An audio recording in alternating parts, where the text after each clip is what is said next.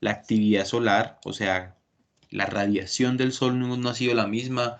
Diario sentimos el sol como nos calienta, sentimos su radiación, pero esa radiación no ha sido la misma. Dentro del sol hay explosiones, hay cambios en su estructura, lo cual hace aumentar o disminuir su radiación. Tenemos cambios orbitales, esos cambios orbitales están muy relacionados en cómo la Tierra gira en sí misma y gira alrededor del Sol. Y obviamente tenemos algunos impactos de meteoritos que han cambiado las condiciones propias de la Tierra, han traído una cantidad de elementos a la Tierra. O sea, estos son cambios naturales por agentes, ahí disculpan esa tierra de mouse, esa letra tan feita por el mouse, por cambios externos, y estas otras cambios generales asociados al cambio climático por cambios internos, dentro de los cuales tenemos los volcanes, ¿cierto? Los vulcanismo, el tectonismo. Ustedes han escuchado el famoso Anillo de Fuego del Pacífico, toda la actividad volcánica asociada a la cordillera de los Andes, al Alaska, Japón, Filipinas, Indonesia, etcétera. O sea, tenemos un vulcanismo muy marcado asociado a las placas tectónicas. Tenemos fenómenos atmosféricos, los cuales están relacionados netamente con la circulación oceánica, y estos internos son más relacionados con lo que llamamos variabilidad climática. Tenemos fenómeno de la niña, etcétera. O sea que hay unos cambios asociados al clima, pero de un origen natural. Y hay otros cambios relacionados con esta palabra, antropogénicos. ¿Qué significa antropogénico? O sea, causados por el hombre. O sea, el hombre como principal causante del cambio climático. Y eso está muy relacionado a la emisión de gases de efecto invernadero. Más adelante vamos a ver qué es el famoso efecto invernadero, y los gases que estamos expulsando o que nuestro desarrollo, nuestras condiciones de vida favorecen para expulsar a la atmósfera, principalmente dióxido de carbono, metano y óxido nitroso. ¿Y eso por qué?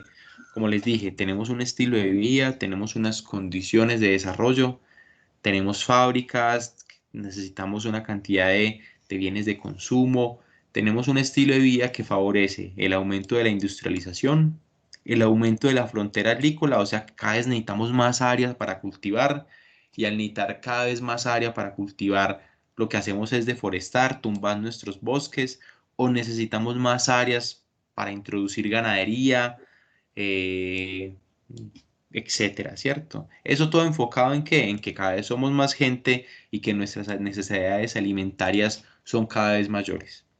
Entonces, estamos ampliando nuestra frontera agrícola y tal vez no hay tanto desarrollo en la eficiencia, en que en muy poquitos espacios podemos entonces tener gran productividad relacionada con el alimento. Vamos para el primer grupo, ¿cierto? O sea, las causas naturales relacionadas al cambio climático. Ustedes ven esta gráfica, en esta gráfica ven dos líneas, ¿cierto? Ven esa línea negra y ven esa línea azul. Aquí en este eje ven la concentración en partes por millón de CO2 desde 0 hasta 8000. En este otro eje es la temperatura de la Tierra promedio. Y en este eje vemos la edad de la Tierra o unas épocas del tiempo geológico. Obviamente no es la de la Tierra. La Tierra tiene aproximadamente 4500 millones de años. 4500 millones de años. Y aquí solamente estamos viendo una ventanita de los últimos 600 millones de años. En esos 600 millones de años han ocurrido muchas cosas en términos geológicos, pero digamos que se puede partir, digamos, estos 600 millones de años en varias eras principales. El Paleozoico, que es la vida antigua, o sea, la vida de los trilobites, los que parecen cucarachitas, de los insectos, de los peces. Tenemos el Mesozoico, que es la vida media, o sea, la vida principalmente de los reptiles, de los dinosaurios, y la vida nueva como el Cenozoico, que es la vida de los mamíferos, y ahí entramos nosotros. Analizando esta gráfica, ustedes pueden ver esta azulita es la temperatura. Esta es la temperatura promedio. Ustedes se han dado cuenta, vean aquí más o menos la temperatura no ha sido constante en todo el tiempo. Vemos como en el inicio, hace 600 millones de años, cuando la Tierra estaba todavía en proceso de formación, teníamos temperatura promedio muy alta. Luego, por acá en el Ordovícico Silúrico, hubo una disminución muy drástica de la temperatura. Aquí hubo una extinción masiva. Luego volvió a aumentar la temperatura, volvió a bajar por acá en el Permotriásico, en ese sector más o menos. Acá hubo otra extinción masiva. Luego vamos al Triásico, Jurásico, Cretácico. Por acá otra extinción, no muy asociada a la temperatura. Y de igual manera podemos mirar entonces el CO2. Vemos cómo el CO2 también ha fluctuado, ha cambiado en el tiempo y como antes, en el inicio de la Tierra, cuando la Tierra era un planeta principalmente gaseoso, con todos sus volcanes activos, una actividad muy activa, una actividad muy importante, muy notoria en los volcanes, en el interior de la Tierra, apenas estábamos en proceso de enfriamiento, el aumento de CO2 o la composición de la atmósfera era muy rica en CO2. Y eso se relaciona netamente con el aumento de la temperatura. O sea, baja el CO2, baja también un poquito la temperatura. O sea, que cambios en el CO2 y cambios en la temperatura no se restringen solamente a los últimos 100 años o a los últimos 20 años, como hablábamos del cambio climático, sino que es una si tenemos una visión retrospectiva y miramos en el tiempo geológico, vemos que han ocurrido ya cambios climáticos, que eso ha sido en términos generales común, ha sido natural en la historia geológica de la Tierra. Y tenemos esta historia, tenemos esta barrita que muestra 4.500 millones de años, que es la edad de la Tierra. Si partiéramos esa barrita y cada una de estas líneas representaría 1 millón de años o 100 años, ¿cuánto representa entonces los últimos 100 años? Somos un parpadeo, un parpadeito chiquitico, o sea que estamos tratando de entender el clima del último tiempo sin entender todo este espectro de lo que ha pasado en la Tierra. Se ha Perdón, puesto... John, qué pena Sí, contigo. Lo que pasa es que el profe tenía algo como que decir antes de empezar y lo yo no me di escuchamos, cuenta del chat. lo escuchamos, Cristian, dale tranquilo, dale tranqui. No, era simplemente pues saludar a los estudiantes, recordarles pues que esta actividad está enmarcada dentro de lo que la vez pasada les expliqué frente al mediador pedagógico, entonces para que todo esto lo consignemos en el mediador pedagógico. Y lo otro que quería preguntarles, no sé si alguno, Elías, Carlos, alguno de ustedes me responde lo siguiente. Como yo no estoy en el grupo de WhatsApp de ustedes, alguien ha tenido dificultades con el ingreso para ver cómo le podemos ayudar. Era eso. Entonces, si algún estudiante me puede decir si en el grupo hay alguien que ha dicho, hey, no me puedo conectar o algo así. Profe, yo he visto que todos los que dijeron eso ya se conectaron, así que no hay problema. No hay problema, listo. Si alguna cosa me pueden decir por acá o por el WhatsApp también. Listo, gracias, John. Cristian, discúlpame. Tranquila, no te preocupes. Bueno, No, perfecto, muy importante toda esa información. Bueno, estábamos entonces de que en esta imagen del tiempo geológico, sin embargo, se han postulado entonces varias hipótesis al respecto de cómo entender el cambio climático y cuáles han sido entonces las causas principales de estos fenómenos a nivel geológico. Y todo cambia a partir de Milankovitch, ¿cierto? De Milutin Milankovitch, el cual postuló que los cambios climáticos en la Tierra están ocasionados por las variaciones de los ciclos solares, especialmente por variaciones en los parámetros orbitales de la Tierra. O sea que el cambio climático está muy relacionado a la radiación del Sol y está muy relacionado a cómo la Tierra gira alrededor del Sol, gira en sí misma específicamente. Él postuló entonces varios ciclos a partir de señales climáticas, a partir del análisis de núcleos de hielos en Groenlandia, a partir del análisis de sedimentos en lagos en latitudes altas. A partir de esos análisis geológicos en los cuales se pudo analizar el CO2, relaciones para entender esa variabilidad en la temperatura y otros gases, se postularon entonces estos tres ciclos principales. Y esos tres ciclos principales entonces están enfocados. El primero, que se denomina la excentricidad de la Tierra, y es que sabemos que la Tierra gira alrededor del Sol y al girar forma una especie de elipse, forma una elipse. Sin embargo, esa elipse no ha sido constante en el tiempo, la geometría de esa elipse no ha sido constante en el tiempo. Y se postula entonces que aproximadamente en un periodo entre 100.000 y 400.000 años, va cambiando entre más circular a más elíptica esa forma en que nosotros le damos la vuelta al Sol. O sea, cambia de elíptica a circular. No es un cambio súbito, es un cambio transicional, el cual obviamente para nosotros sería imperceptible porque es un cambio que se da en 400.000 y 100.000 años. Cuando cambia entonces esa geometría del giro al Sol que cambia, que obviamente la Tierra en algunos sectores va a estar más cerca, más alejada del Sol, o sea que ya lo que generalmente conocíamos de que la Tierra gira alrededor del Sol en un año, ya puede ser más cortico, puede ser más largo, y esa variabilidad va netamente asociada con la radiación.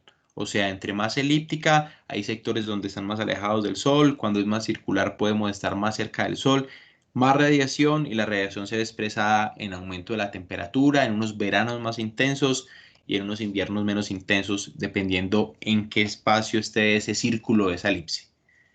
Otro fenómeno, otro ciclo evidenciado por Milankovitch es la inclinación del eje axial de la Tierra. Ustedes saben que la Tierra no se encuentra, eh, digamos, ubicada, la Tierra se encuentra girada aproximadamente 20-23 grados respecto a su eje geográfico. Aquí vemos el eje geográfico, ¿cierto? Aquí vemos el norte y sur geográfico y vemos que la Tierra se encuentra aproximadamente 20 grados girada. ¿Eso qué ocasiona? Eso ocasiona que la radiación del Sol pegue más fuerte en cada uno de los hemisferios dependiendo la estación del año. O sea, no tenemos una radiación homogénea en toda la esfera de la Tierra, ¿cierto? No tenemos una radiación homogénea, sino que este giro obviamente va a condicionar esa radiación. Sin embargo, esta inclinación de la Tierra no ha sido la misma siempre. Esto ha cambiado en el tiempo y ha tenido un periodo de cambio más o menos cada 41.000 años, donde en algunos sectores incluso ha llegado a tener aproximadamente 20 grados de inclinación, otras 5. O sea que esa radiación del Sol obviamente va a ir variando en ese periodo de esos 41.000 años. El otro fenómeno o el otro ciclo evidenciado es la famosa precesión, la precesión de la Tierra. Imaginemos la Tierra entonces, primero, de que no gira sobre su eje geográfico, sino que gira a 23 grados. Y tiremos esa Tierra como un trompo y nos damos cuenta entonces de que la Tierra tiene una velocidad de giro. La conocemos, ¿cierto? Sabemos que la Tierra gira en sí misma aproximadamente cada 24 horas. Eso no ha sido igual siempre. O sea, la velocidad de giro de la Tierra también ha cambiado y aparte de eso, la orientación de giro también ha cambiado. No siempre ha girado en el mismo sentido horario, muchas veces ha girado en el otro sentido, o sea que eso ha condicionado de que ya no amanezca por donde siempre amanece, sino que atardezca por otro lado, ¿cierto? Es como un poquito como esos cambios que pueden ser imperceptibles para nosotros en el tiempo, cuando lo miramos en ciclos de más de 20.000, 40.000 o 100.000 años, generan cambios drásticos en el clima. Aquí vemos un ejemplo o unos videos que explican un poquito la excentricidad. No siempre este movimiento de la Tierra alrededor del Sol entonces ha sido elíptico, ha sido también entonces se va volviendo más circular con un ciclo de 100.000 años. Luego tenemos la inclinación del eje axial. Aquí vemos entonces cómo esa inclinación del eje axial favorece la ocurrencia de las estaciones. Tenemos entonces un eje inclinado respecto al Sol, donde tenemos más radiación dependiendo de la estación del año, ¿cierto? Aquí vemos en esta época tenemos más radiación hacia el sur, por eso tengo verano hacia el sur, invierno hacia el norte. A los 6 meses después tengo entonces una situación opuesta, donde tengo mayor radiación en el hemisferio norte y por tanto un verano más fuerte y el invierno al sur. Y la precesión muy relacionada como si giráramos en ese eje el truco de la Tierra como un trompo, donde esa velocidad y dirección de giro también ha cambiado. ¿Cómo se han dado cuenta de eso? Entonces les dije algo relacionado con los núcleos del hielo y con los núcleos de los sedimentos. Digamos, análisis de sedimentos y ese hielo nos permiten a los climatólogos y a los geólogos especialistas en las ciencias climáticas tratar de entender cómo ha sido esa variación en el tiempo. Aquí vemos una imagen, esta gráfica muestra entonces en la parte de aquí abajo, muestra 0 años, o sea, hoy, y muestra 400.000 años acá. O sea, es una vista en una ventanita de los últimos 400.000 años en unos núcleos específicos en Groenlandia. Allá entonces tenemos varias, digamos, con base en ese hielo, con base en los sedimentos, podemos hacer relaciones del CO2, o sea, conocer la variación del CO2, conocer la variación de otros gases, de la insolación, o sea, la radiación solar, de la temperatura, etc. Miremos solamente las dos primeras. Miremos, la azulita es el CO2 y la roja es la temperatura. Y vemos entonces cómo el CO2, vemos que ha cambiado más o menos entre 200 partes por millón a 280 en los últimos 400.000 años, ha fluctuado, y vemos cómo la temperatura ha cambiado desde -3 hasta 2. Esta es la temperatura de Groenlandia, por eso tan bajita. Sin embargo, puede ser correlacionable con la temperatura de la Tierra. ¿Y qué nos hemos dado cuenta ahorita? Si hacemos un acercamiento, y nos vamos a mirar acá a hoy, recuerden que aquí estamos en el 0, o sea, hoy, vemos que venimos en un aumento significativo del CO2. En la actualidad, ¿en cuánto estamos? En la actualidad estamos cerquita de 400, 420, 430 partes por millón de CO2 en la actualidad tiene nuestra atmósfera. Entonces vemos un aumento significativo en el último tiempo, pero si nos vamos al pasado, nos vamos a los 50.000 años, vemos cómo ese CO2 disminuía, aumentaba, volvía a disminuir, aumentaba, disminuía, aumentaba. Y de igual manera con la temperatura.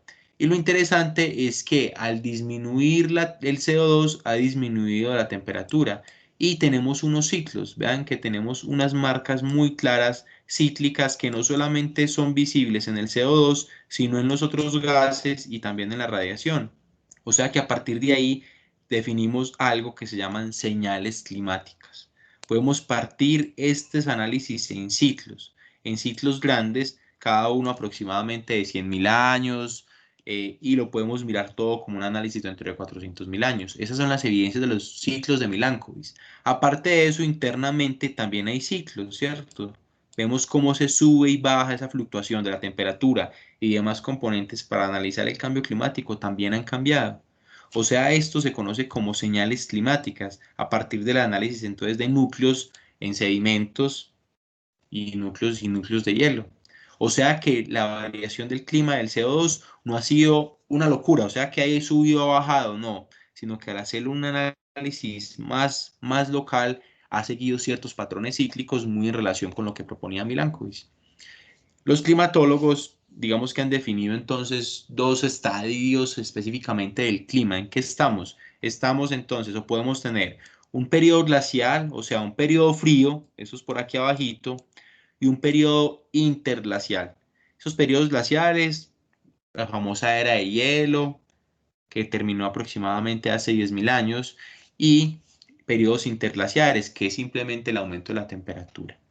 O sea, si ustedes se dan cuenta, el clima, estamos acá en el hoy, puede seguir subiendo, subiendo, subiendo y vuelva y nuevamente vuelve a bajar y vuelve a subir. Vamos a estar en un ciclo. O sea, que en la actualidad, por causas naturales, nos estamos calentando para volvernos a enfriar.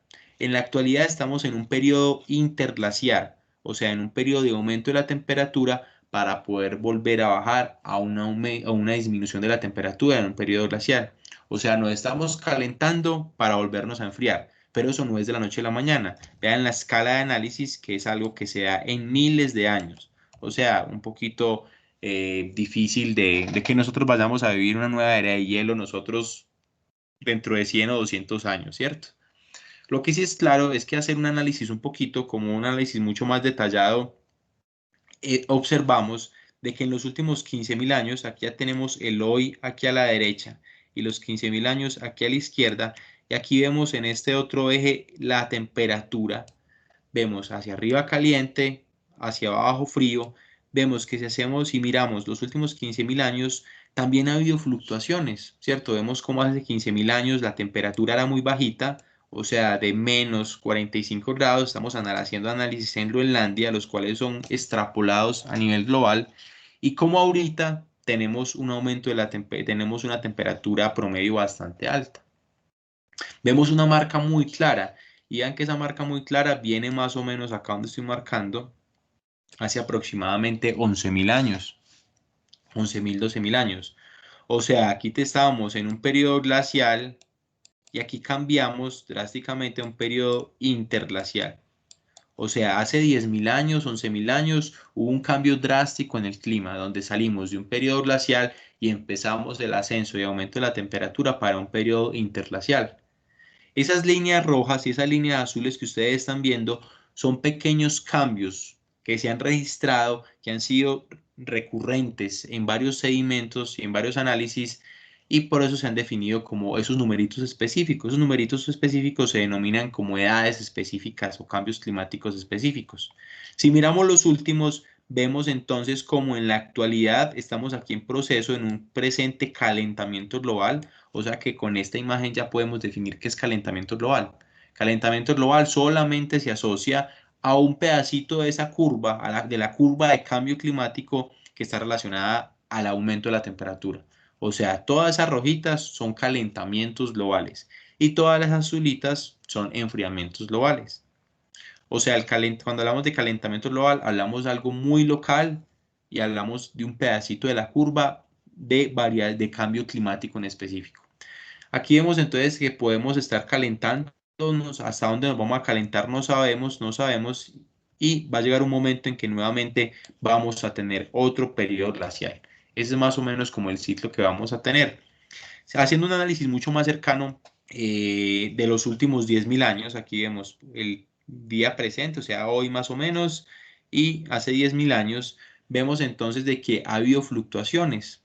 Y si nos vamos a las épocas más recientes, o sea, los últimos 2.000 años, por ejemplo, la época de Cristo, vemos entonces de que ha habido varios cambios, de que ha habido aumentos de la temperatura, cambios en la temperatura en tiempos pasados. Vemos que en la actualidad estamos experimentando un aumento. Sin embargo, por allá a 1800 hubo una pequeña edad de hielo. Luego, en el periodo por allá en 1500 más o menos, hubo un aumento de la temperatura, una disminución. Luego en la época de Cristo, en el periodo romano, fue una época caliente, ¿cierto? Fue principalmente caliente y así sucesivamente hemos tenido entonces diferentes variaciones en el clima o aumentos o aumentos y disminuciones de la temperatura en el tiempo, los cuales han sido, como se han podido dar cuenta, un poquito cíclicos, muy relacionados a esto que estábamos hablando de los famosos ciclos de Milankovitch.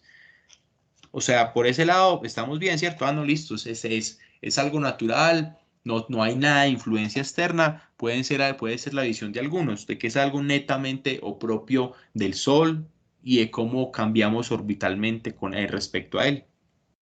Sin embargo, hay otras causas naturales que también son asociadas al cambio climático de origen interno, o sea, generadas propia del interior de la Tierra. Una de ellas está relacionada con el vulcanismo, ¿cierto? Con fenómenos endógenos, o sea, de adentro. Y ahí tenemos el vulcanismo. Vemos esta erupción volcánica y vemos esta nube que se genera, ¿cierto? Esta nube ardiente, esa es una explosión o una erupción de un volcán piroclástica, se llama piroclástica, es muy explosiva, donde principalmente aquí tenemos, obviamente, azufre, cenizas, pero donde esto lo que bota principalmente es CO2, principalmente. Dióxido de carbono principalmente lo que está cargando esa atmósfera. Y vemos entonces cómo esta nube se encarga de qué. Si ustedes vean acá qué interesante, se oscureció el cielo. O sea, toda la radiación solar que estaba entrando al encontrarse esta nube ardiente, esta nube de cenizas, rica en azufre, CO2 y todos los gases que son eyectados desde el volcán, van a favorecer un invierno o un oscurecimiento, van a favorecer un enfriamiento en el corto plazo. O sea, las erupciones volcánicas van a tapar inicialmente nuestra atmósfera, como ya ocurrió en el pasado, y nuestros inviernos entonces tienden a ser muchos más intensos. Obviamente, en el largo plazo, cuando se disipa todo este material, va a haber un aumento porque todo este CO2 va a ir a cargar de mucho más CO2 en nuestra atmósfera. Han ocurrido varias erupciones volcánicas, ¿cierto? En términos geológicos, unas muy drásticas como la del Pinatubo en Filipinas en el 90, las erupciones en Indonesia, específicamente el Tambora, el Krakatoa. Ahí han ocurrido varias erupciones volcánicas, las cuales han generado la eyección de muchísimo CO2 a la atmósfera y ha generado cambios locales de la temperatura del clima. Un ejemplo de ellos fue entonces la erupción del volcán Tambora, en Indonesia. Ese volcán Tambora al inicio de 1815 generó aproximadamente 50 kilómetros cúbicos de material, de ceniza, o sea, de material volcánico. Eso es demasiado, 50 kilómetros eyectados a nuestra atmósfera. Eso generó entonces que todo ese invierno de ese año, de 1815 a 1817 más o menos, fuera muy, muy intenso. Y la repercusión no solamente fue en Indonesia, sino que fue una repercusión global, especialmente en Europa, donde todos los cultivos de papa, muchos cultivos que se tenían, se vieron totalmente afectados. O sea que hubo una hambruna, específicamente en el sudeste asiático y en Europa, que mató a más de 70.000 personas. O sea, no fue tanto la erupción volcánica la que generó afectaciones, fue el cambio climático o la variación climática que hubo en su momento por esa erupción volcánica, la cual generó hambruna y ocurrencia, digamos, gracias a la ocurrencia de ese fenómeno, se generaron varios desplazamientos masivos de población, como los desplazamientos de irlandeses por la crisis de la papa hacia Estados Unidos, generó cambios en la cultura. Por ejemplo, en esa época se escribieron los famosos libros como Drácula, como Frankenstein. Era tan malo el clima, por decirlo así, tan frío, tan oscuro, que inclusive inspiró a los escritores para escribir o para narrar como esas escenas escalofriantes y frías. Fue una erupción muy drástica, de la cual obviamente no estamos ajenos a que ocurra en el futuro. Hay otros volcanes muy, muy, muy, muy interesantes, con un potencial de erupción bastante fuerte, como por ejemplo algunos volcanes en Indonesia, en Taupo, perdón, en Nueva Zelanda, en el lago Taupo, el lago Rotorua. Son calderas volcánicas, al igual como las que se encuentran en la bahía de Nápoles o en Roma, especialmente el sistema volcánico de Lacio, que se llama, o como la caldera de Yellowstone, por ejemplo, o algunos volcanes en Alaska, los cuales pueden generar situaciones mucho más complejas, ya no de 50.000 kilómetros cúbicos de materiales, sino hasta 5.000 kilómetros cúbicos, o sea, algo mucho más drástico, como tenemos aquí la gran caldera en Colorado, en el volcán La Garita en Estados Unidos. ¿Por qué es importante entonces el CO2 para la temperatura o para la conservación de la temperatura de los planetas? Y yo creo que la respuesta está en el ejemplo que podemos ver en Marte y en los demás planetas de la Tierra, y podemos formular esta hipótesis o esta idea muy clara, y es que el espesor de la atmósfera de los gases en todos los planetas tiene una influencia directa y proporcional a la temperatura de la superficie de la Tierra. O sea, hay calorcito acá, digamos que aquí el calor se retiene, podemos conservar la temperatura en el interior de la Tierra gracias a nuestra atmósfera, pero no gracias a nuestra atmósfera en sí, sino gracias al contenido de CO2 en nuestra atmósfera. Y aquí vemos un ejemplo, podemos el ejemplo a un extremo de Marte. Marte perdió su atmósfera debido a que se enfrió, por decirlo así, o sea que se perdió la fuerza de su campo magnético, ya no tuvo la posibilidad de seguir atrayendo su atmósfera, y por ende se fue todo el CO2, y la temperatura promedio en la superficie de Marte es de menos 50 grados centígrados. No tenemos atmósfera, no tenemos CO2, temperaturas muy, muy bajas.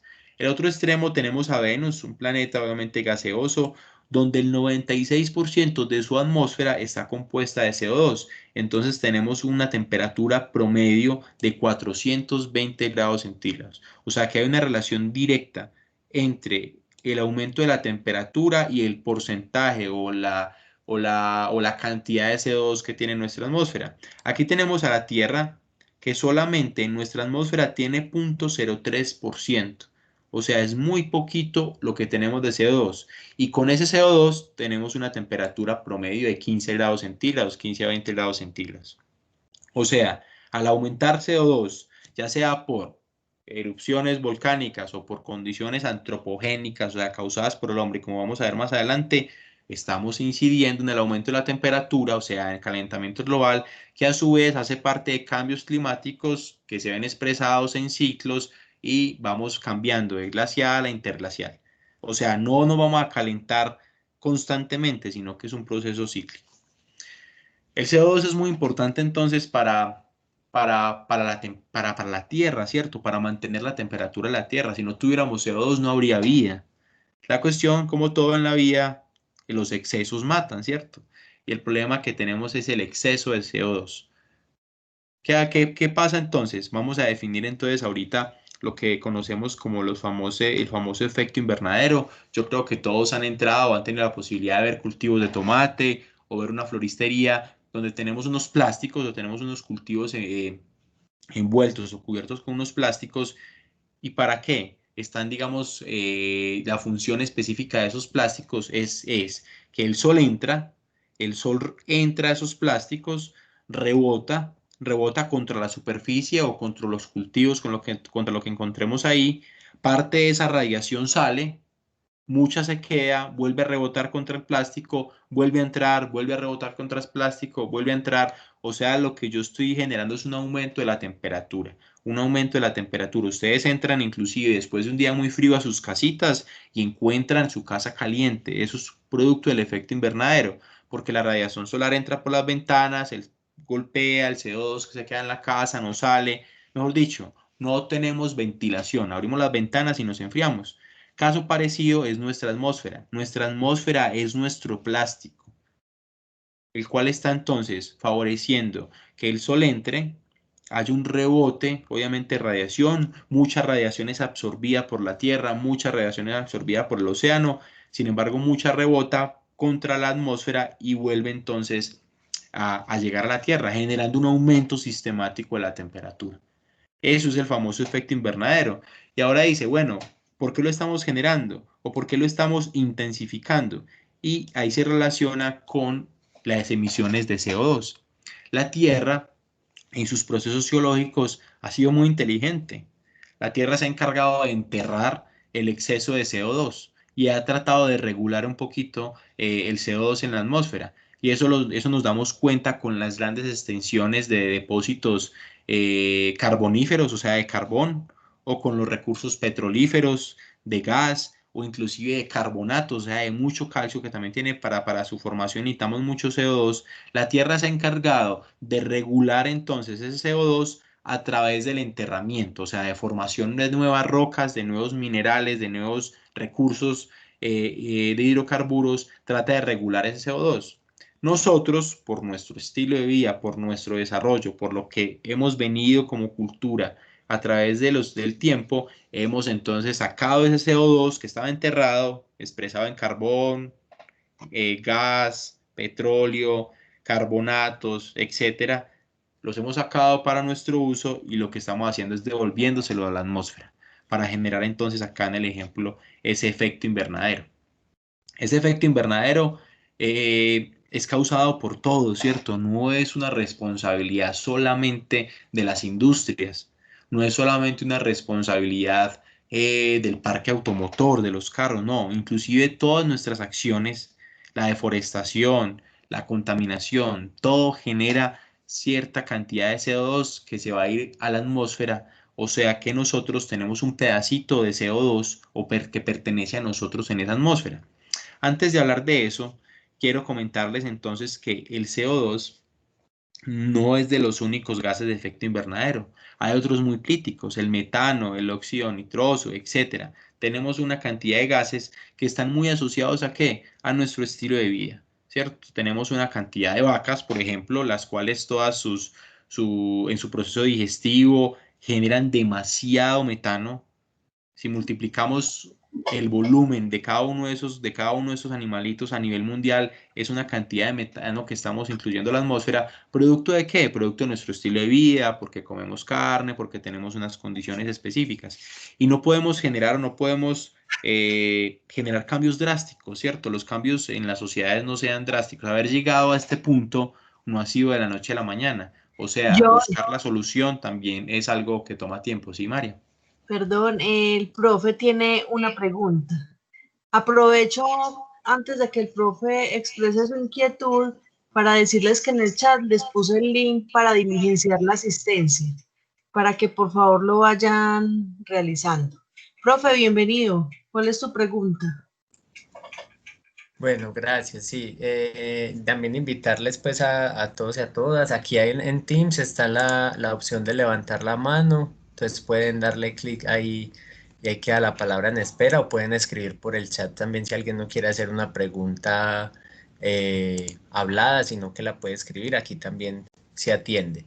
Pero yo tenía una pregunta en particular a la relación de todo esto, en particular con el agua. O sea, ¿cuál es la relación humana con el agua en el sentido de cuáles son los efectos negativos para el cambio climático que ha traído la forma en que nos relacionamos con el agua? Profe, yo creo que muy buena pregunta y yo creo que todo está relacionado obviamente con, eh, digamos que entendamos primero el ciclo del agua, ¿cierto? El ciclo del agua sin los humanos. Digamos que tenemos una cantidad de agua en los océanos que tiene también múltiples orígenes, hay orígenes naturales, producto, con todas las erupciones volcánicas también tienen han traído mucha agua, inclusive han caído cometas, o sea, agua congelada, que también han aportado ese origen. O sea, tenemos un agua originaria propia de la Tierra y un poquito obviamente extraterrestre, seguro. Esa agua tiene un ciclo, hay una que es líquida, obviamente en los mares se evapora, hace parte del ciclo atmosférico, llega entonces a las montañas, una parte queda congelada obviamente en los glaciares, se funde, va a nuestros ríos, una parte a nuestros lagos, tenemos un ciclo, ¿cierto? Y digamos que ese ciclo, y se me olvida contar, hay una cantidad de agua que también se infiltra, queda en aguas subterráneas. Ha sido un ciclo natural que ha conservado obviamente la pureza, por decirlo así, o por lo menos no hemos tenido tanta influencia en la contaminación. El hombre que ha hecho, el hombre lo que ha hecho es haberse metido y haber irrumpido esos ciclos naturales del agua. Entonces, específicamente en dónde?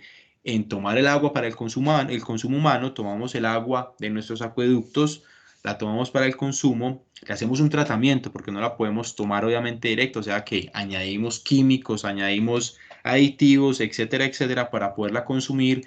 Luego entonces, eh, en nuestras acciones diarias también se genera una cantidad de aguas, de contaminantes, y esa agua obviamente en muchas zonas lastimosamente no hay tratamiento de esas aguas, todas van a nuestros afluentes contaminadas con una carga de químicos, una carga de basura, y al final lo que estamos haciendo entonces es de ese ciclo que teníamos natural antes de nosotros o antes de nuestros impactos, lo que estamos generando es cambiando totalmente el ciclo. O sea, un río que estaba fluyendo ya necesitamos agua para consumo, o sea que ya no es el mismo caudal, etcétera, etcétera. Y eso se ve reflejado en qué, en que ya muchas, inclusive muchas de nuestras quebradas se encuentran totalmente invadidas o construidas por una cantidad de viviendas, atravesadas por vías. Y eso se ve reflejado que cuando llueve, etcétera, etcétera, vamos a tener desastres. ¿Por qué? Porque no hemos sabido, como no hemos organizado bien o no hemos entendido bien ese ciclo directo del agua y cómo nosotros lo afectamos y cómo podemos remediar esos impactos. Pero entonces se ve relacionado directamente desde dos visiones, desde la visión obviamente del aprovechamiento, sin agua no podemos hacer nada, y desde la visión de que esos impactos han generado obviamente desastres de origen hidrometeorológico específicamente. O sea que es vital ese manejo del recurso hídrico y específicamente en este caso con la información que ustedes están viendo desde la alcaldía del proyecto que está liderando Marisabel respecto al asentamiento, a las condiciones de amenaza y riesgo por avenidas torrenciales o como ustedes la conocen, avalanchas o inundaciones. Ahí es donde está entonces ese ciclo del agua. Muchas veces desde nuestras viviendas lo que hacemos es generar aguas residuales. Esas aguas residuales, esos tubitos de agua no llegan a ninguna parte, los dejamos a media ladera, o sea que hay una cantidad de esas aguas contaminadas que se van a infiltrar, otras a saturar el terreno y por ende a generar movimientos en masa. O sea, muchas veces o muy relacionado a los desastres y a la gestión del riesgo de desastres está asociado al manejo del agua. No sé, profe, si traté de responderte un poquito ahí como la pregunta. Sí, John, muchas gracias. Bueno, quedo pendiente de muchas más preguntas. Entonces, estábamos hablando de las vaquitas, ¿cierto? De la cantidad de CO2. Y yo creo que lo más importante, así como les hablaba del agua, de la contaminación, y es que nosotros todos tenemos cierta responsabilidad. Aquí tenemos el efecto invernadero, producto de nuestro estilo de vida. La invitación entonces es a cambiar nuestro estilo de vida de manera lenta, sistemática, que sea algo más consolidado en el tiempo. Y es cuando necesitamos tomar un carro, entonces, ¿cierto? Es favorecer entonces el transporte masivo, favorecer los transportes la peatonalización de vías, las ciclorrutas, tratar de tomar un poquito de conciencia que cuando nosotros tomamos un bus a gasolina, el cual es muy necesario obviamente para nuestro transporte, ese bus está generando una cantidad de partículas. Pero estas partículas no son culpa del bus 100%, lo necesitamos, hace parte de nuestro desarrollo, hace parte de la necesidad que tenemos de transportarnos, todos lo hacemos. Entonces todos somos responsables de un pedacito de ese CO2 que sale de ese bus. Cuando calentamos el agua para bañarnos, ese gas independientemente como calentemos esa agua, todo ese CO2 que se genera nos genera entonces un pedacito allá arriba. O sea, cuando miremos a la atmósfera, todos somos responsables de un pedacito de ese CO2 que estamos generando. Y eso es lo que llamamos la famosa huella de carbono. Y todos tenemos responsabilidad, todos generamos una huella de carbono. Hay unos que la generan más que otros, por ejemplo, las personas que se mantienen volando en avión cada semana de un día a otro, esa cantidad de CO2 del avión obviamente va a generar más CO2 que alguien que simplemente está en la vereda trabajando bajo condiciones naturales. Todos tenemos esa huella de carbono. Se están haciendo algunas medidas de manejo desde los municipios, desde el departamento, para tratar de contrarrestar ese CO2. Hay muchos programas, como por ejemplo Banco 2, que lo que busca es que las empresas paguen esa huella de carbono y se la transfieran a los campesinos para que los campesinos cuiden los bosques. O sea, le dan un sueldo mensual al campesino para que el campesino cuide los bosques, para garantizar entonces esa preservación de ese bosque y así esas empresas o inclusive las personas pagan lo que están consumiendo en CO2. O sea, la invitación es esa, cómo nosotros desde nuestra casa, desde nuestro colegio, desde nuestras familias podemos reducir entonces esa huella de carbono. Muchas veces vamos a la tienda y lo que hacemos en la tienda, compramos cualquier cosa y para todo pedimos bolsa. Una bolsa. Nos da pena salir con una libra de arroz que ya viene empacada en la mano, ¿cierto? Es algo cultural, es algo que nos pasa a todos. O vamos a un almacén teniendo una maleta y preferimos pedir una bolsa cuando podemos tener todo en la maleta o andar con bolsas de tela cuando vamos a mercar específicamente, ¿cierto? Ahí con pequeños cambios eh, podemos hacer la diferencia. Otra manera respecto al manejo del agua, ¿cierto? Nos importa muy poquito muchas veces cuando vemos nuestras quebradas contaminadas, cuando vemos a la volqueta arrojando los escombros, no nos importa. O muchas veces por la necesidad vemos a la persona lavando la moto, echándole todo el aceite residual de la moto a las quebradas. Es algo cultural que hay que irnos educando. No podemos tener cambios drásticos porque sabemos que el cambio drástico lastimosamente no pega muy bien, pero el cambio de a poquito, ustedes mostrando en sus familias esas pequeñas ideas, esos pequeños cambios, podemos hacer la diferencia entre todos para reducir obviamente esta huella de carbono. Sigamos hablando entonces de otro fenómeno, ¿cierto? De fenómenos internos, o sea, causas naturales asociadas a fenómenos internos, pero que se ven intensificadas entonces por factores antrópicos. Y yo creo que entonces acá en ese momento voy a dar mi visión sobre el cambio climático. Ustedes me preguntan, John, ¿qué piensas sobre el cambio climático? ¿Qué voy a decir o cuál es mi visión? Mi visión es, con base en lo que les he mostrado, existen unas causas naturales propias del cambio climático, unas causas que son generadas por ciclos orbitales, erupciones volcánicas, procesos internos y exteriores a la Tierra, pero también hay unas causas propias generadas por nosotros. O sea, de ese ciclo natural del clima que ocurre en la Tierra, nosotros como humanos lo estamos intensificando. Estamos siendo Yo intensificadores. ¿Sí, María? tenemos una preguntita por aquí de Carlos Rivera, Claro que sí. muy pertinente con lo que nos estás diciendo. La huella de carbono, ¿cuánto tarda en disiparse o no se disipa? Muy buena pregunta. No sé. Yo creo que tiene que ver mucho con el ciclo del CO2, con el ciclo de CO2 en la atmósfera. Como tal, como todo, como muchas cosas en la Tierra, el CO2 también tiene un ciclo, ¿cierto? Todo ese CO2 que nosotros entonces sacamos del carbón o del petróleo, lo quemamos, va a la atmósfera. Ese CO2 no se queda quieto, ese CO2 no se queda allá en la atmósfera eternamente. Mucho de ese CO2 vuelve a bajar, es consumido por nuestras plantas. Ustedes saben que las plantas en su proceso de fotosíntesis se alimentan de CO2. Mucho de ese CO2 va a bajar con nuestras lluvias, o sea, vamos a tener un poquito de lluvias ácidas, va a llegar a nuestros ríos, va a llegar a nuestros mares y ese CO2 se va a transformar o se va a depositar, se va a convertir luego en rocas carbonatadas O sea que hay procesos geológicos que se encargan de regular esa concentración de CO2 en la atmósfera. No tenemos una concentración estática eterna ya en la atmósfera que simplemente aumenta, aumenta, aumenta. Por eso entonces la importancia de contrarrestar. ¿Cómo contrarrestamos la cantidad de CO2? Por eso la siembra de árboles es tan importante, porque es que ellos lo utilizan para su alimentación, lo utilizan en el proceso de fotosíntesis.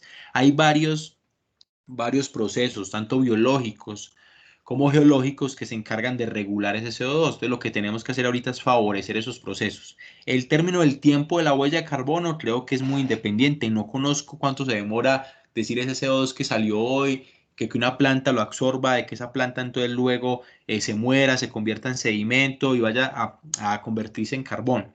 Pero vemos depósitos de carbón, podemos entenderlo de que tenemos carbones desde hace 400 millones de años.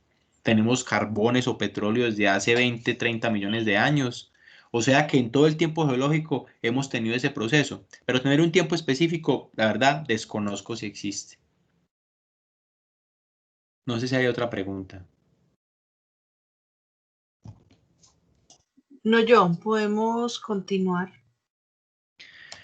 Bueno, entonces hablemos ahorita del fenómeno de la variabilidad climática. La variabilidad climática está muy asociada entonces a fenómenos naturales, internos, pero también muy influenciado e intensificado por fenómenos antrópicos, dados por el hombre. ¿Y qué es la variabilidad climática? La variabilidad climática se asocia a los cambios del clima a nivel local, o sea, excesos de precipitación, excesos de sequía que se dan a nivel local y muy influenciadas por lo que denominamos el fenómeno del niño o el fenómeno de la niña, que son simplemente cambios de la temperatura del Océano Pacífico. Para que se ubiquen un poquito, esto es Nueva Guinea por acá, Australia, y esto por acá es Panamá y Suramérica.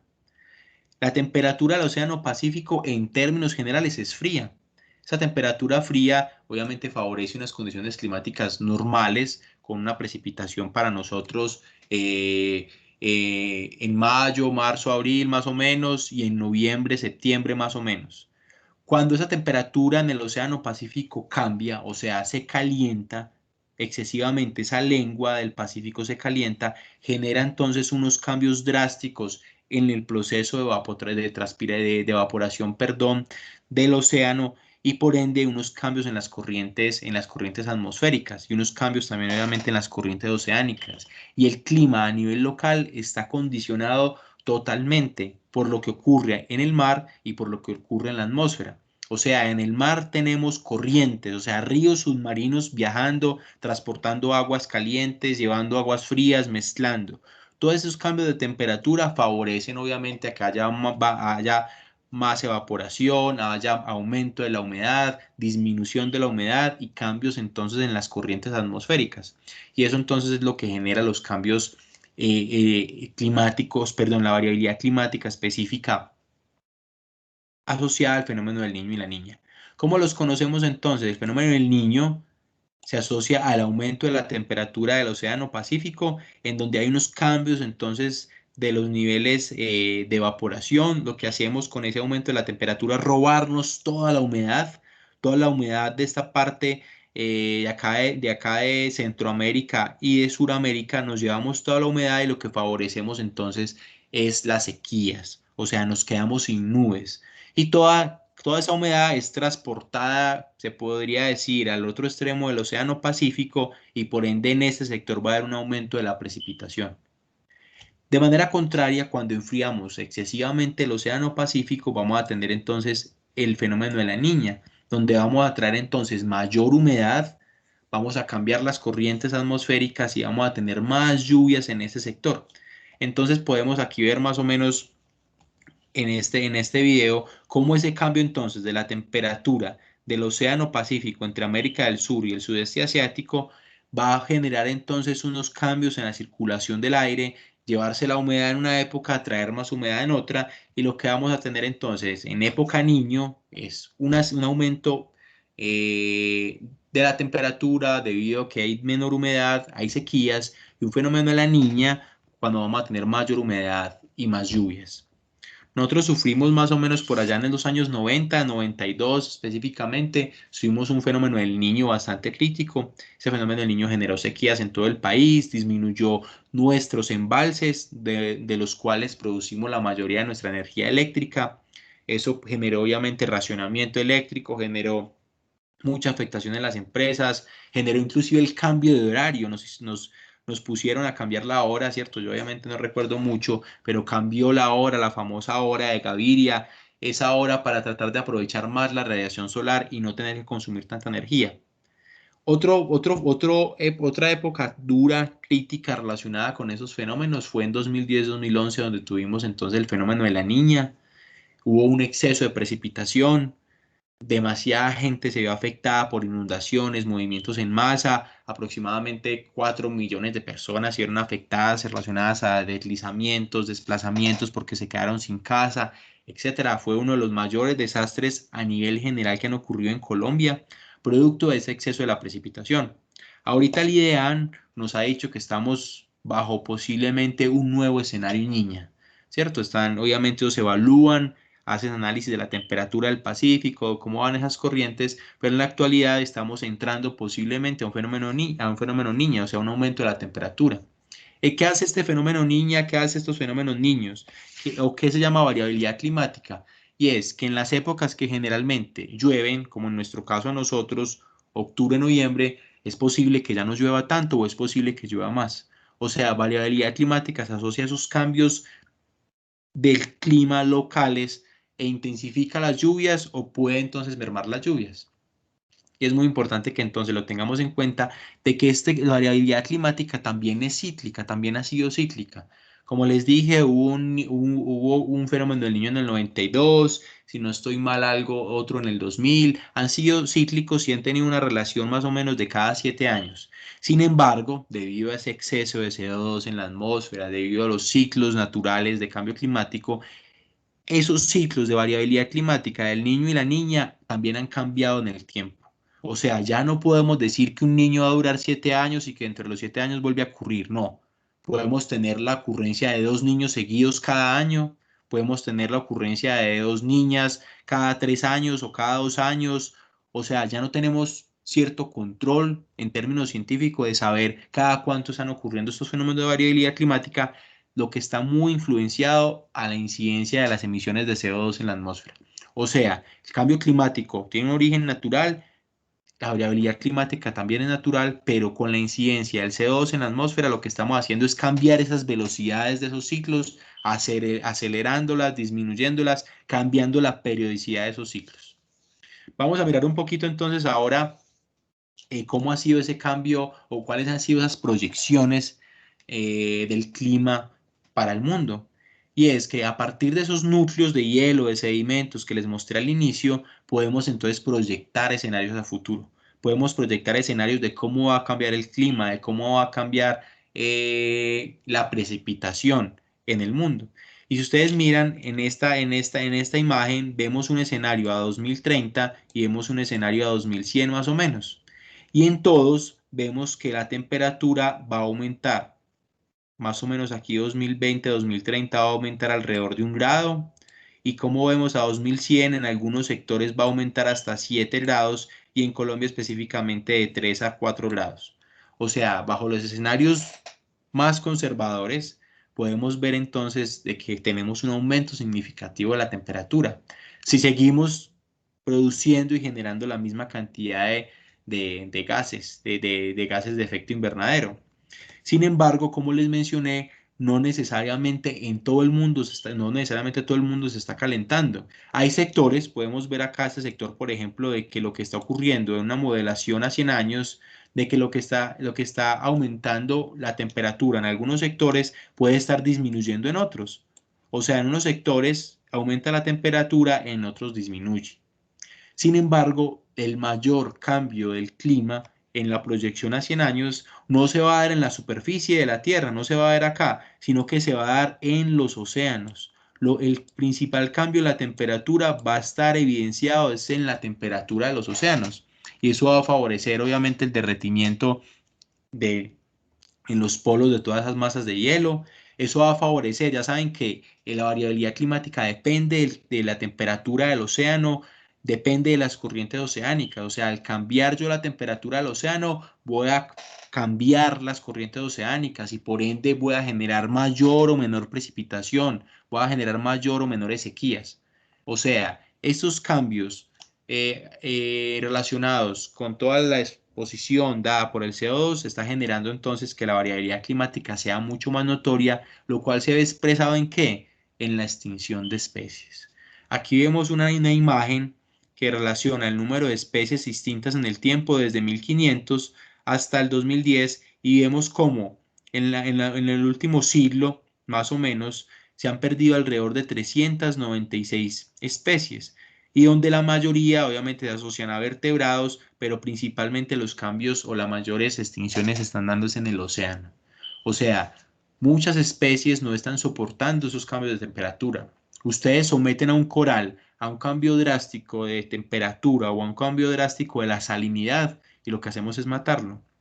O sea, esta variabilidad climática, producto de este cambio climático, obviamente está haciendo que se pierda nuestra biodiversidad. Y hay algunos pensadores que hablan que estamos bajo una sexta extinción, que estamos bajo un fenómeno de crisis climática, que estamos en una crisis climática que ha favorecido, obviamente, y ha generado unas protestas a nivel mundial. Ustedes conocen las protestas de todos estos jóvenes a nivel mundial, desde Argentina, tal vez en Colombia no muy fuerte, pero en el África, en el Congo y en Europa, todos obviamente liderados por esta joven Greta Thunberg, ¿cierto?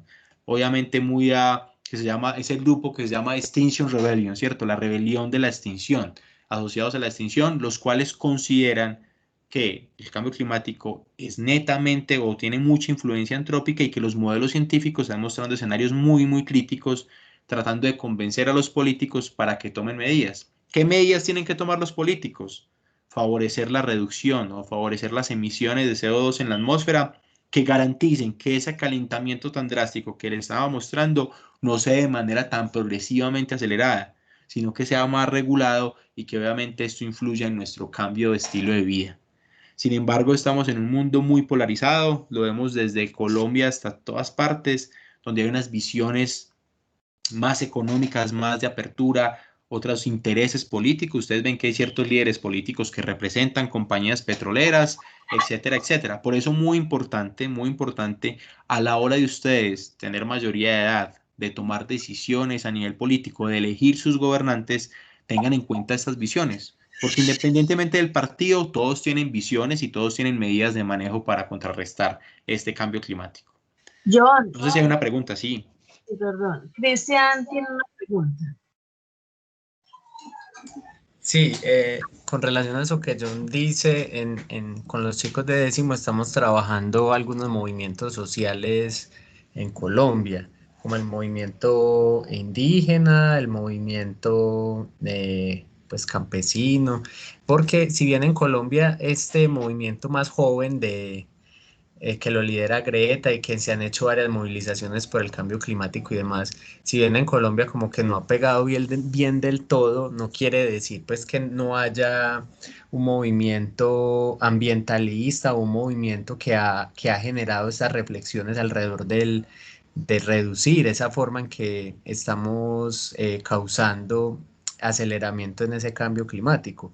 E incluso la misma población pues campesina e indígena, pues no toda, porque ahí tampoco es decir que ellos por sí mismos están generando cuidado al agua o a los ecosistemas, no, pero sí hay muchas propuestas que hay allí que se podrían catalogar como ambientalistas. Entonces, darnos cuenta también que en esa lógica de los movimientos sociales es muy chévere e importante ver que son causas que no muchas veces se relacionan directamente con las normas o con los gobiernos. O sea, los movimientos están muchas veces en un lugar de resistencia y de propuesta alternativa a lo que los gobiernos van desarrollando. En este caso, relacionado con el cambio climático. Lo que dice yo es muy importante. Vamos a ir vamos a elecciones y nos dicen no nos dicen quién apoya a qué candidatos. Entonces resulta que detrás de esas candidaturas hay plata de multinacionales que están extrayendo oro en Colombia o de empresas que están intentando ganarse una licitación para construir una vía sobre un humedal. Entonces todas esas cosas no nos las dicen, pero también está como la función ciudadana de ustedes, jóvenes, de informarse muy bien y de intentar pues ver todos los puntos de vista para tomar una decisión mucho más consciente. Eso era lo que quería aportar. Cristian, muchísimas gracias, profe. Yo creo que Cristian da el punto y eso es lo importante. Ahorita la clave de todo es la información, ¿cierto? Como le dijo el profe, hay que mirar todas las visiones. Yo le estoy dando una visión, pero no quiere decir que yo sea el que tenga la verdad. Yo se le estoy dando mi visión, obviamente construida con análisis, con lo que conozco, pero hay otras visiones que también tienen sus verdades. Y esa es la invitación. Estamos en un mundo muy polarizado donde lo que hacemos es pensar en verdades absolutas y eso no existe.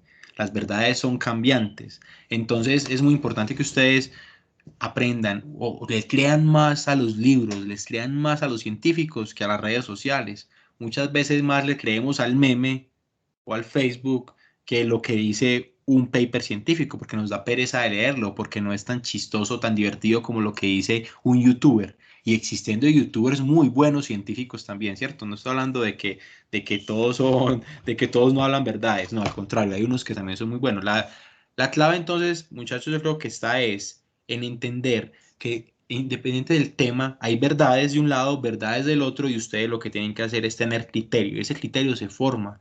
Ese criterio se forma es leyendo, pensando, evaluando, etcétera, ¿cierto? Entonces, con base en esta verdad que yo les estoy diciendo, por lo menos una verdad que no es absoluta, lo que es claro es que la superficie entonces de la Tierra en el siglo XX sufrió un aumento de la temperatura de aproximadamente 0,6 grados. O sea, independientemente de lo que digan, es muy claro ese aumento de la temperatura. Y acá miramos este análisis, hagamos este análisis. Tenemos acá el área en kilómetros cuadrados y tenemos una visión desde 1950 a 2020 de cómo ha cambiado el área de nuestros nevados, de los principales nevados en Colombia.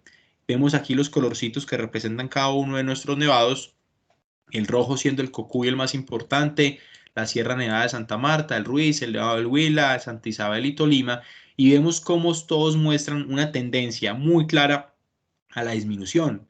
Vemos cómo en el 60 habían cerca de 40 kilómetros cuadrados de hielo en el Cocuy y como hoy hay 15 apenas o menos de 15 kilómetros cuadrados.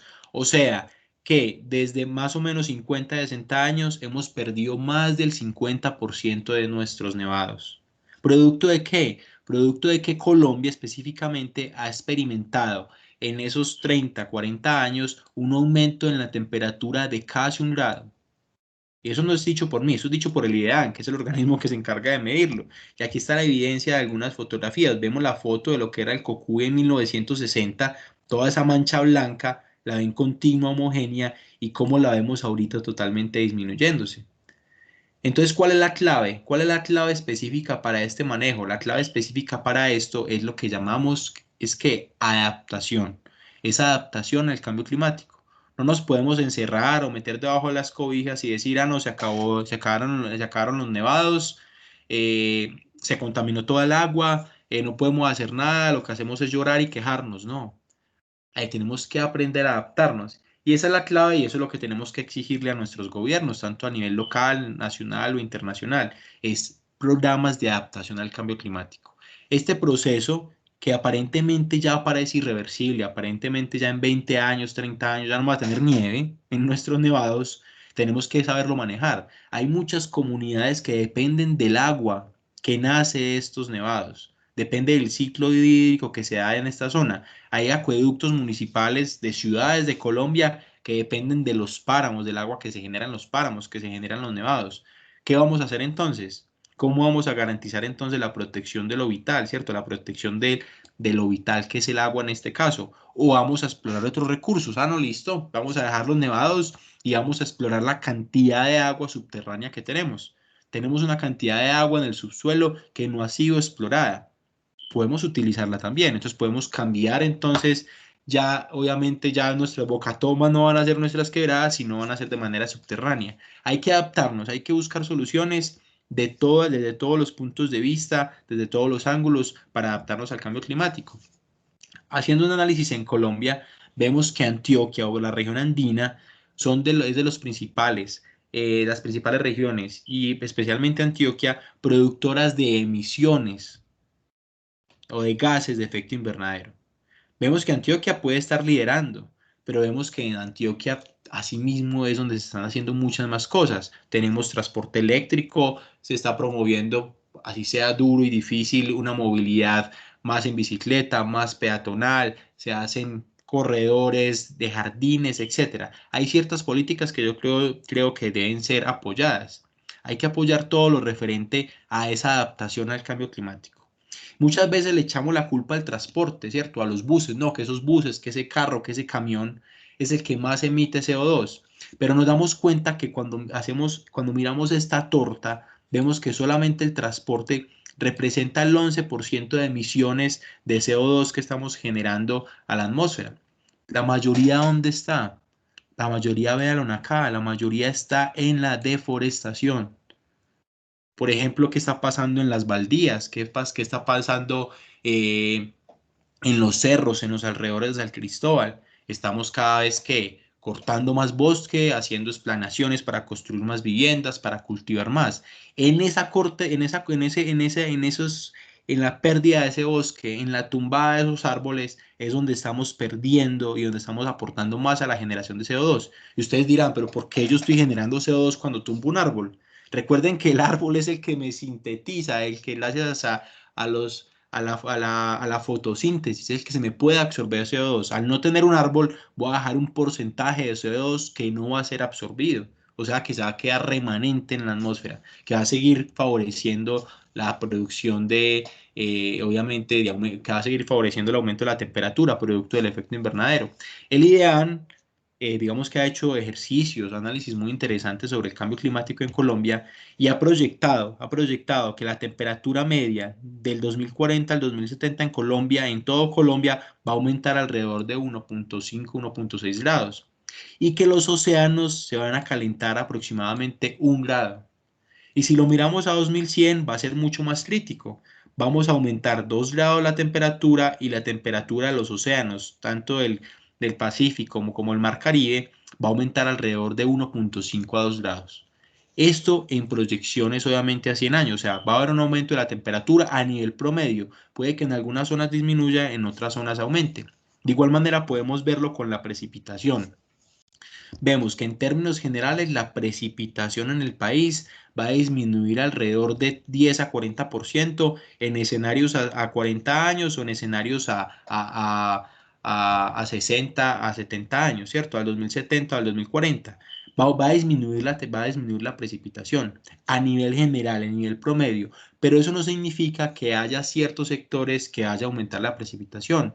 O sea, podemos ver aquí Antioquia y podemos ver que en realidad el centro de Antioquia y Medellín puede que haya un aumento de la precipitación. Puede que un sector específico por acá de Santander, específicamente a que llovía antes o que en condiciones normales actuales llueva mucho, puede que disminuya, pero esa precipitación entonces se vaya a ir, se vaya a aumentar o vaya a causar aumento en otros sectores. O sea, estos son evidencias drásticas de variabilidad climática. Esas zonas que teníamos entonces, que estaban muy frías, puede que se calienten, esas zonas que estaba lloviendo mucho, puede que ya no llueva tanto y viceversa. Por eso lo importante es la adaptación. Si sé que las proyecciones de cambio climático que voy a tener en mi región están muy asociadas entonces a lluvias o a sequías, yo debería entonces adaptarme a ello. Voy a mostrarles un video aquí como para culminar eh, el tema específicamente de cambio climático. Es un video cortico eh, para que cerremos esta parte.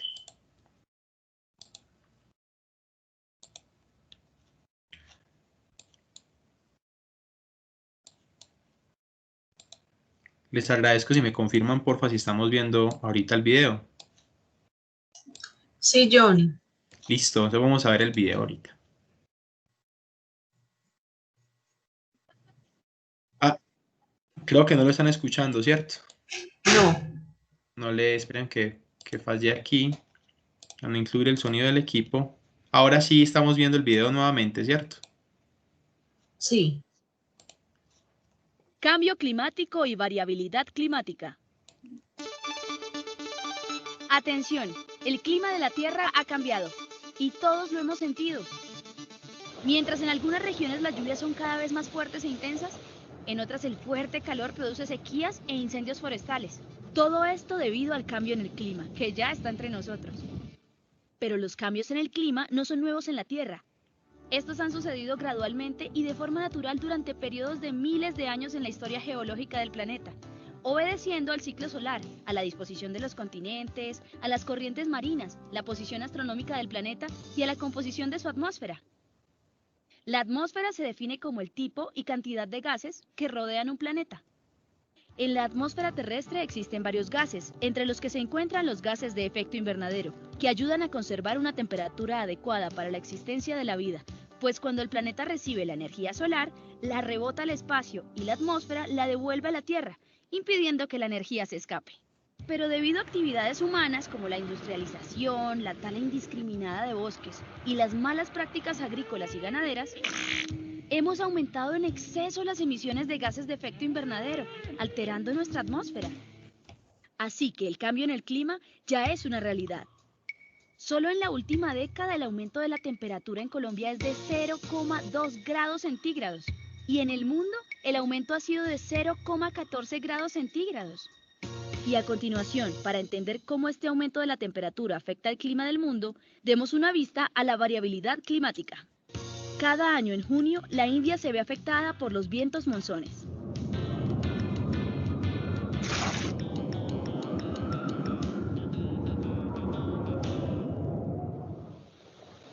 En Colombia no tenemos vientos monzones, pero nos veremos afectados, por ejemplo, por el fenómeno de la Niña.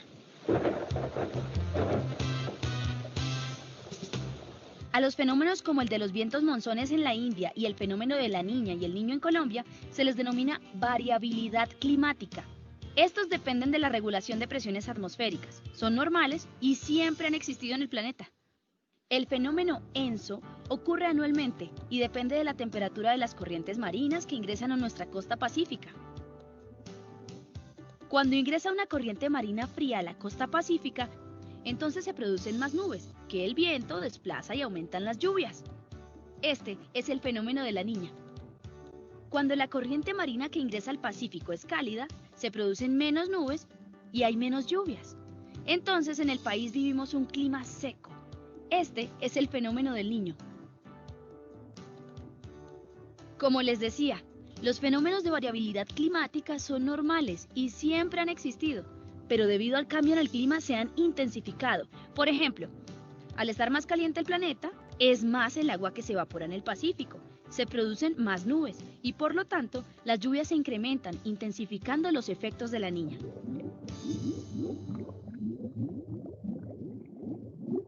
Aunque Colombia produce solo el 0,37% de las emisiones de gases de efecto invernadero a nivel global, somos muy vulnerables al cambio en el clima.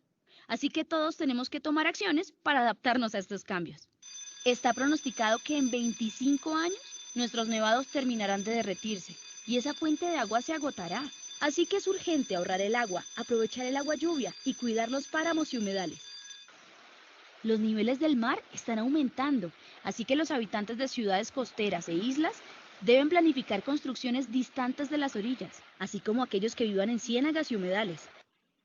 Como algunas regiones son cada vez más secas y en otras cada vez llueve más, los agricultores y ganaderos deben implementar sistemas para variar sus cultivos y planificar sus cosechas de acuerdo al clima.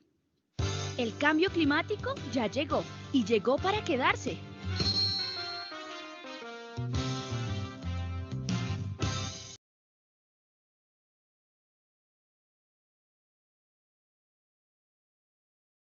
Bueno, muchísimas gracias. No sé si de pronto tienen alguna pregunta, alguna duda. Yo creo que es el momento para que resolvamos las dudas. Obviamente hay mucha relación el cambio climático tiene mucha relación con la gestión del riesgo de desastres. Como mirábamos ahí en el video, solamente el hecho de que llueva más va a generar que nuestras laderas sean más inestables. Al ser nuestras laderas más inestables, obviamente nos puede afectar a las viviendas que se encuentran expuestas. Por eso la importancia de estos proyectos que le estaba contando Marisabel, ¿cierto? ¿Qué pasa entonces en esas cuencas que hay deforestación, que la lluvia ya no tiene la misma Antes la lluvia llegaba en el bosque, se infiltraba, había regulación hídrica, perdimos esa regulación hídrica producto de toda esta deforestación, o sea, ya todo lo que llueve llega directamente al canal, o sea, nuestras quebradas se crecen más rápido, más fácilmente y tenemos una cantidad de viviendas construidas al borde de las quebradas. Y tal vez nos mencionan de pronto nuestros padres, nuestros abuelos, no, nunca en la vida esa quebrada se ha crecido y nunca va a llegar hasta acá. Pero recuerden que no podemos tomar como ejemplo hace 50 años. Va a llover más, va a haber más agua. O sea, esa quebrada que nunca ha llegado hasta cierto sector puede llegar en este momento hasta ese sector. Por eso la importancia de esos estudios, de identificar muy bien esas áreas con condición de riesgo, definir muy bien qué medidas, no, aquí lo que se requiere es un muro de contención, es una canalización o definitivamente tenemos que mover la casita para preservar su vida, para garantizar obviamente que no se vaya a ver afectada ante cualquier fenómeno geológico. No sé si hay alguna duda al respecto, quedo muy pendiente de sus observaciones.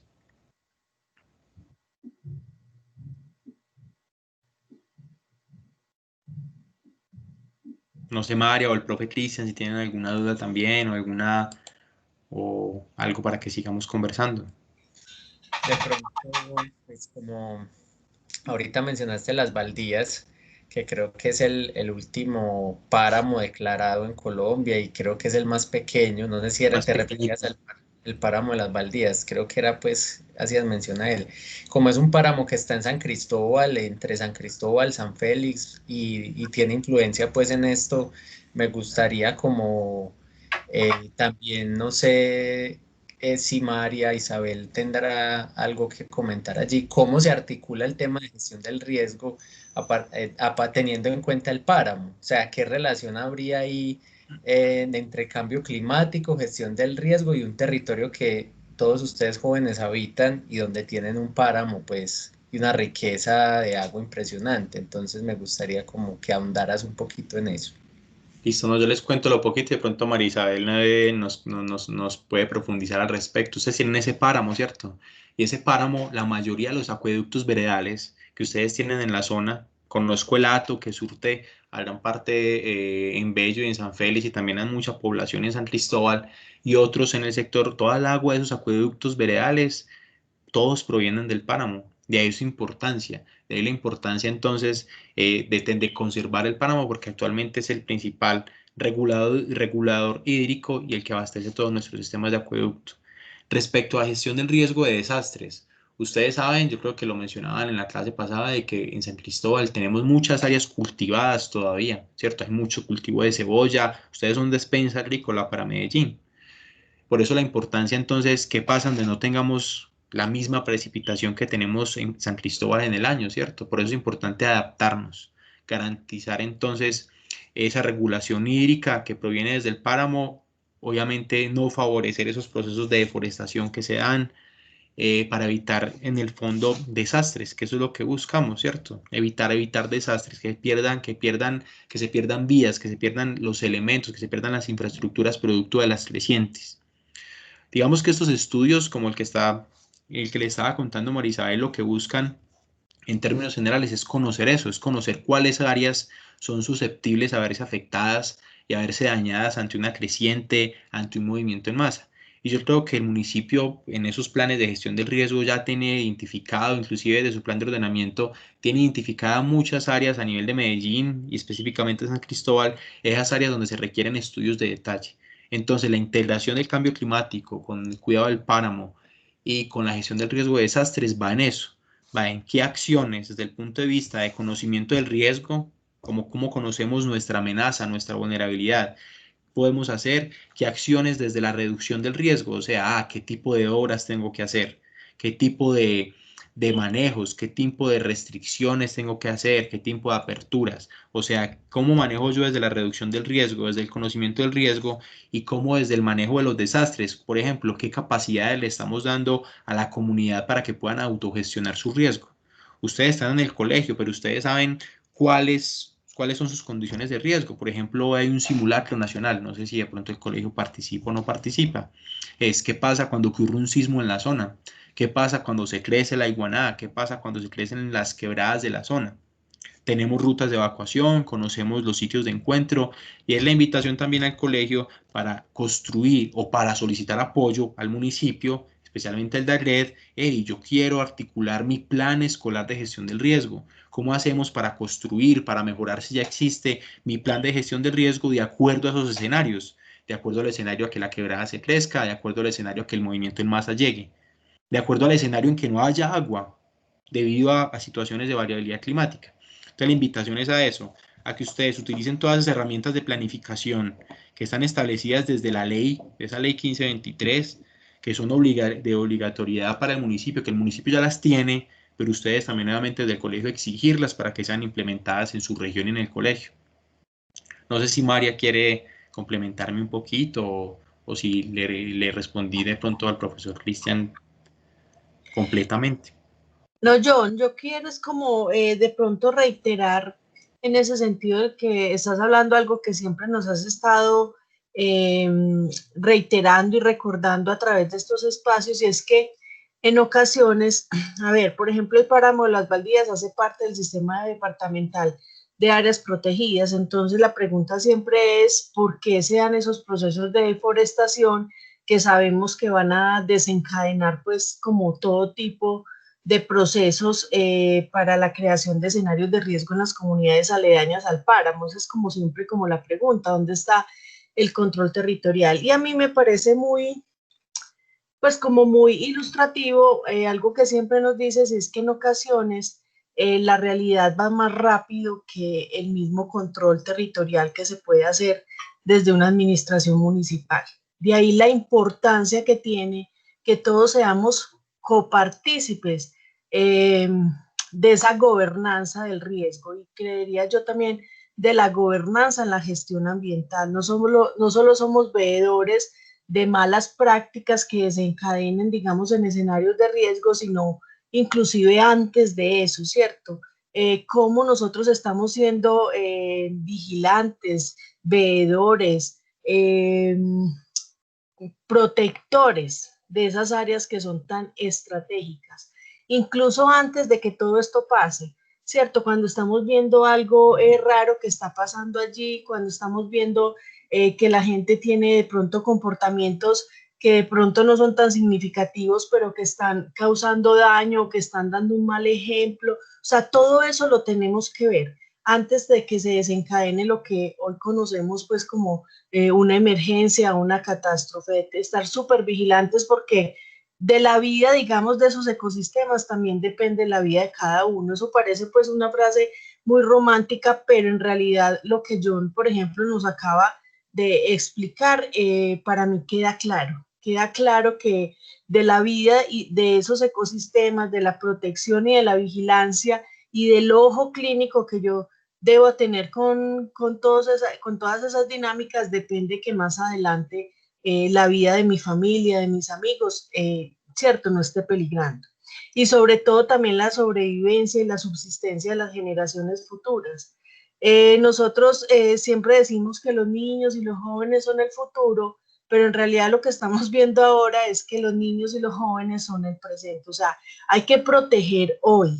Hay que proteger hoy desde que soy niño, desde que soy joven, ese ambiente, ese contexto en el que vivo, para que las generaciones futuras también disfruten de lo que yo hoy pues más o menos puedo disfrutar. Entonces, ese sería pues como el aporte desde el proyecto.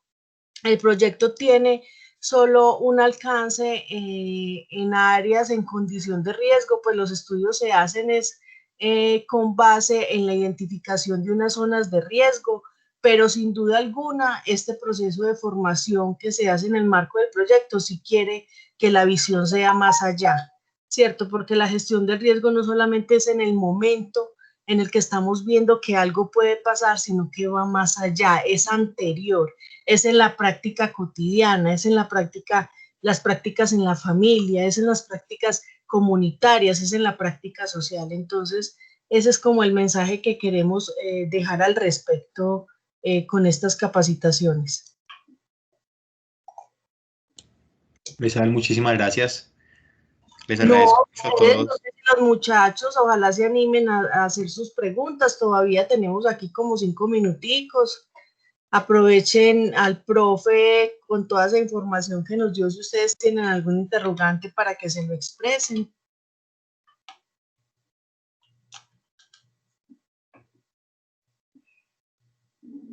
Estaban tímidos hoy. Bueno, Cristian, no sé entonces si cerramos. Hola. Dale. Hola, Sí. buenos días. Hola, buenos días. Sería muy bueno, yo creo que reiterarles nuevamente lo del concurso, de la participación del video, para que los muchachos se entusiasmen un poco más frente a la participación. Sería importante, pues. Claro que sí.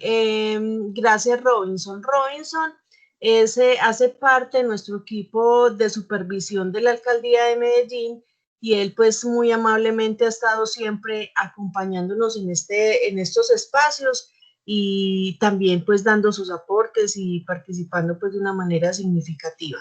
Entonces lo que Robinson nos pide de pronto que hagamos es como ampliarle la información sobre esas dos actividades que les nombré ahora, que es el tema primero de las Olimpiadas del Conocimiento. Esas Olimpiadas del Conocimiento tienen, digamos, como propósito movilizar toda esa información, amplificar esa información que tenemos sobre la gestión del riesgo y el cambio climático muy localizado en nuestros territorios.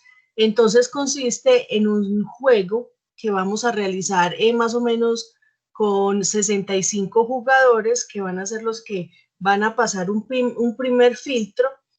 Esos 65 jugadores van a jugar, los 65 jugadores van a jugar una primera fase, ¿cierto? Esa primera fase consiste en contestar en el menor tiempo posible y de la manera más acertada 20 preguntas. Esas 20 preguntas son preguntas básicas sobre la gestión de riesgo y el cambio climático. Este espacio a ustedes les va a pues, servir mucho para poder participar. De ahí salen una cantidad de equipos. Nosotros después las personas que están interesadas les vamos a hacer una reunión para que entiendan mejor la metodología. Salen una cantidad, digamos, de equipos de esa primera competencia y van a responder 15 preguntas. Luego van a transcurrir otras 2 fases en las que también van a estar contestando en promedio 15 preguntas. Las preguntas se van a ir complejizando de acuerdo a la fase, pero no quiere decir que los que lleguen, digamos, a cuartos de finales, que así los vamos a nombrar, van a tener unas preguntas supremamente difíciles, no. Siempre preguntas muy acordes, digamos, con el conocimiento que los jóvenes tienen y también que los líderes tienen, porque va a ser también con líderes comunitarios, para ya llegar a una final donde van a haber 3 ganadores o 3 equipos pues que respondieron de la manera más acertada y en el menor tiempo posible. Esa competencia se va a realizar. No se asusten por el tiempo porque eso van a ser, pues este es el tiempo, digamos, como del juego, pero la competencia como tal va a ser solo un día. Vamos a empezar las inscripciones el 26 de octubre. Dentro de poquito van a empezar esas inscripciones. Las inscripciones van a ir hasta el 3 de noviembre. Cuando ya sepamos cuántos se hayan inscrito, que pueden ser 100, pueden ser 150, va a haber un día que va a ser más o menos entre el 4 y el 5 de noviembre, donde esas personas que se inscribieron van a responder el cuestionario de 20 preguntas, como les dije al principio. Le van a tener de un día para otro para responderlas. Las personas inscritas van a recibir un formulario diferente de preguntas, entonces digamos que por eso no vamos a asustarnos, porque no va a haber oportunidad y pronto de que nos copiemos o que el otro le diga qué preguntas hay, porque el programa que vamos a emplear va a elegir 20 preguntas para cada participante. Después entonces de responder esas 20 preguntas, el programa nos saca un listado de las primeras 64 personas que respondieron de la manera que les acabo de decir, de una manera rápida y acertada. Y esas entonces van avanzando en las siguientes fases. El 21 de noviembre que vamos a tener la tercera, la segunda, perdón, la tercera, la cuarta y la quinta fase, que es la final. Entonces, bueno, como les digo, tenemos todo este tiempo para que nos preparemos, para que conformemos grupos. Los grupos no pueden ser mayores a 3 personas. Realmente quienes participan son grupos. Obviamente quien está contestando pues es una persona al frente de un computador o de un celular. Los grupos pueden ser familiares, pueden ser con amigos. Tenemos de pronto algunas limitantes con relación que participen menores de edad, pero eso lo vamos a superar con unos permisos que vamos a pedir de los padres para que los dejen participar, pues, para que dejen participar a los estudiantes que son menores de edad. Eso todo se los vamos a estar socializando de esta a la otra semana a través del profe y con el permiso de las directivas del colegio. Vamos a convocarlos a una reunión para explicarles súper bien todas las reglas de juego y todo el tema de los permisos, pues para que los padres pues los otorguen y puedan ustedes participar de manera tranquila y nosotros pues también tener la tranquilidad que estamos haciendo las cosas bien. Entonces, bueno, eso con relación a las Olimpiadas. El reto también va a tener una reunión de socialización a la que también vamos a estar invitándolos. No sé si tengan de pronto alguna pregunta al respecto.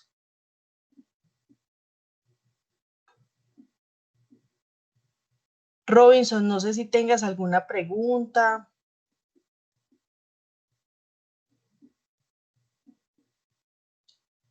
Cristian. No, solamente agradecerle a John Jairo, por toda la exposición, muy clara y muy contundente todos los conceptos en la metodología para con los estudiantes.